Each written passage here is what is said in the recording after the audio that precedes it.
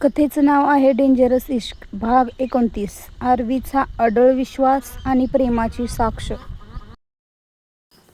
जुनूनला सगळ्यात जास्त आरवीच्या एका गोष्टीचं कौतुक वाटायचं. ते म्हणजे तो तिच्या शरीरावरील जखमांकडे कधीच वाकड्या नजरेने बघत नसे. तो फक्त तिचा निरागस चेहरा निहाळत राहायचा. 2 तासांनंतर दोघंही किचनमध्ये होते. जुनून रागाने आरवीकडे बघत होती, तर समोर हरिकाका आणि संतोषी काकू बिचारे आरवी तिथून जाण्याची वाट बघत उभे होते. पण आरवी हटायला तयार नव्हता. जुनूनला नाश्ता बनवायचा होता, पण आरवीची अट होती की तिने नाश्ता त्याच्यासमोरच बनवायचा. तो तिला 5 मिनिटंही एकटीला सोडायला तयार नव्हता. जुनून वैतागली होती, पण तिला मात्र माहीत नव्हतं की सुकूनच्या वागण्यामुळे आरवी थोडा इन्सिक्युअर झाला होता.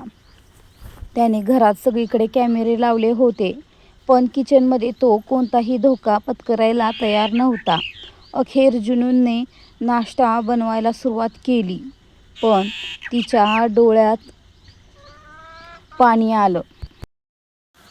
आरवीने ते पाहताच तिला जवळ घेतलं आणि विचारलं, "का रडतेस जानम?"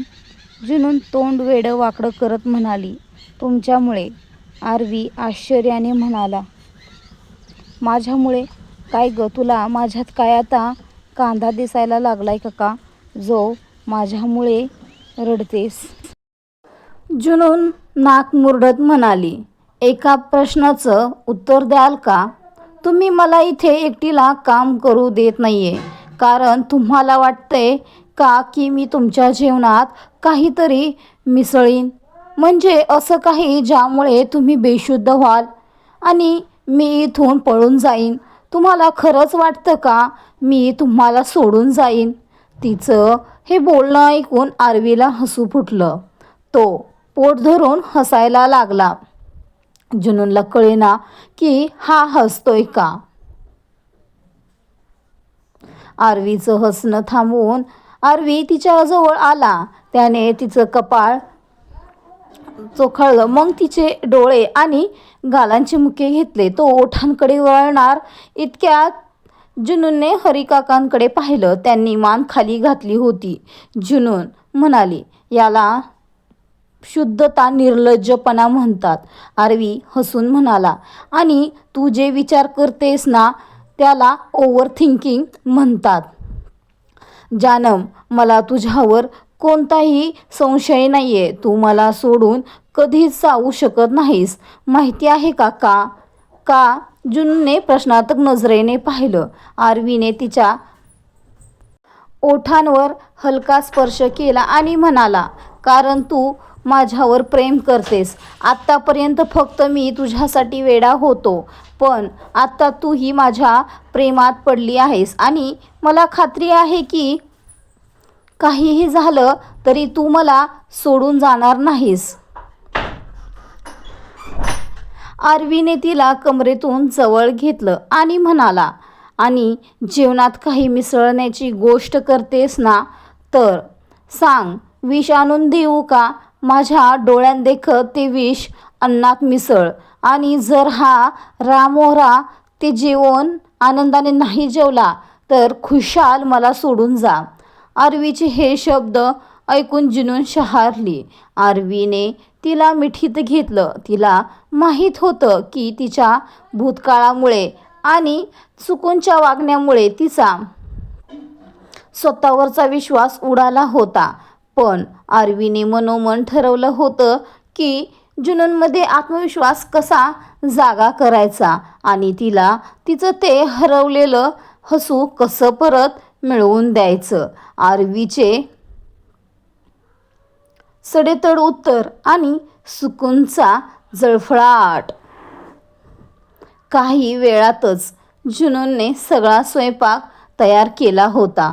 तिने आरवीसाठी खास स्प्राउट सॅलड आणि ताजी ज्यूस बनवले, तर स्वतःसाठी साधे पराठे आणि दही. खरं तर तिला सुकूनसाठीही काहीतरी बनवायचं होतं, कारण मनात कितीही राग असला तरी अन्नावरून कोणाशी वैर धरून नसावं असं तिचं मत होतं. पण आरवीने तिला सक्त मनाई केली होती. हरिकाकांनी टेबलावर सगळं जेवण वाढलं आणि आरवी जुनूनला आपल्या कवेत घेऊन डायनिंग टेबलपाशी आला. त्याने तिला आपल्या मांडीवरच बसवून घेतलं. तितक्यातच पायऱ्यांवरून सुकून आली खाली आणि कालच्या आरवीच्या त्या अमानुष वागणुकीच्या आठवणी तिच्या मनात जाग्या झाल्या. जुनूनला आरवीच्या मांडीवर बसलेलं आणि आरवी तिला आपल्या हाताने भरवताना पाहून सुकून मात्र रागाने अक्षरशः जळून खाक झाली. सुकून त्यांच्या समोर येऊन बसली आणि जुनूनकडे बघत विषारी स्वरातच म्हणाली, जुनून, तू अशी निघशील असं मला वाटलं नव्हतं. दुसऱ्याच्या पतीसोबत असं वागताना तुला थोडी लाज तरी वाटली पाहिजे ना. हे ऐकून जुनूनला खूप वाईट वाटलं.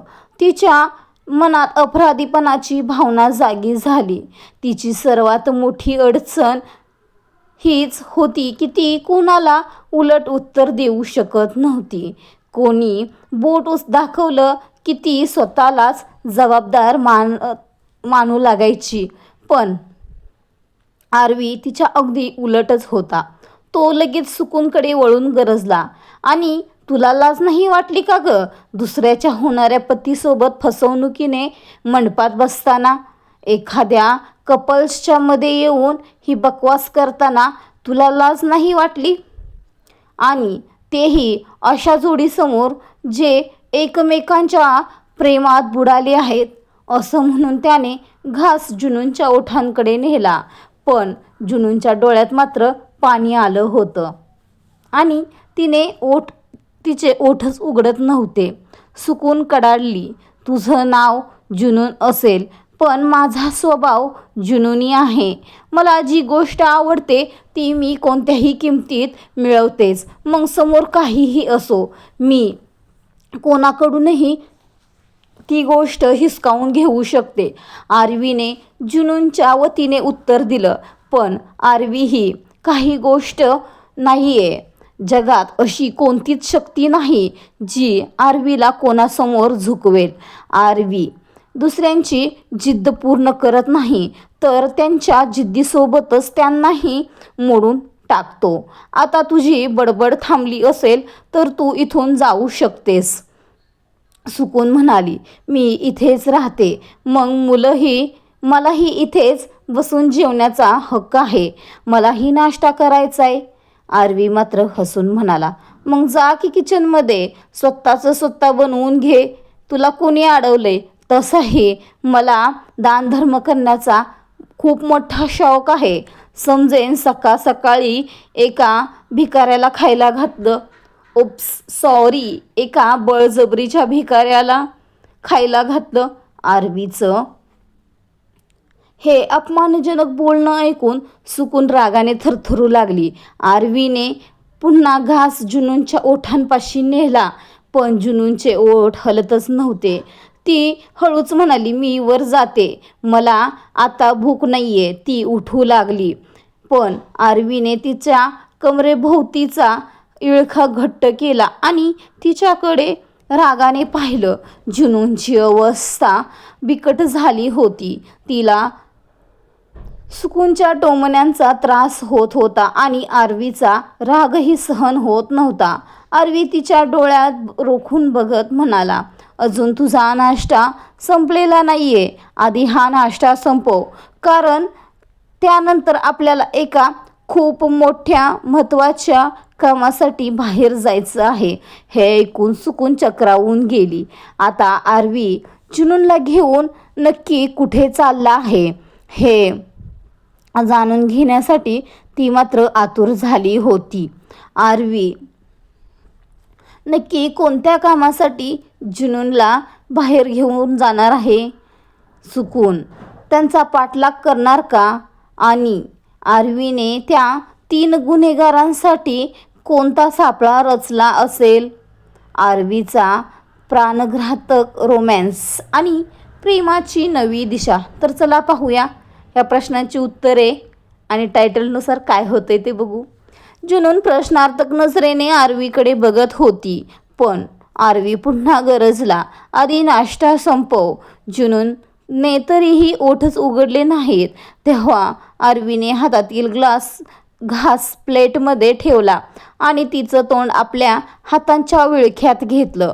तो तिच्या डोळ्यात रोखून बघत म्हणाला, तुला माहिती आहे माझी सर्वात मोठी अडचण काय आहे?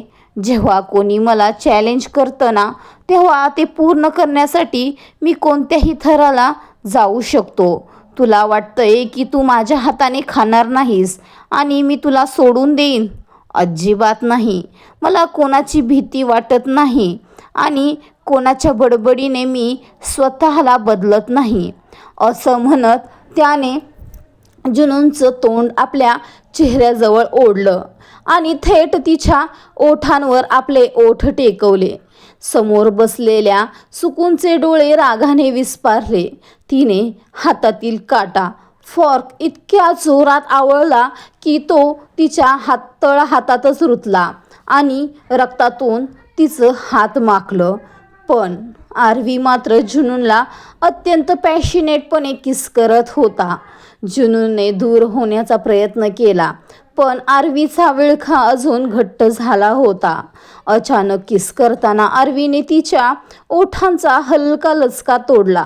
तशी जुनून वेदनेने तडफडली होती. आरवी बाजूला झाला आणि म्हणाला, ही तुझी शिक्षा आहे.